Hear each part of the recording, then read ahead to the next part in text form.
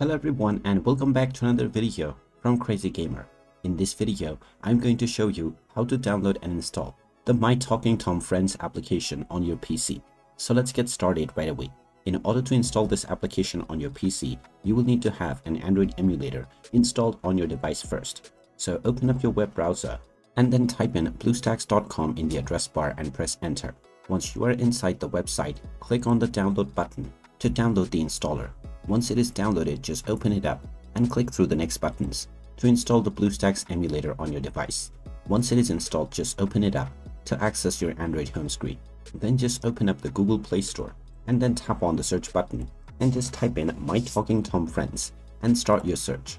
Once you find the application, tap on the install button and this will begin the download and installation of the My Talking Tom Friends game on your device. Just wait for a while until the installation is completed, and once it is done, you will see the play button, which you can tap on in order to open up the game.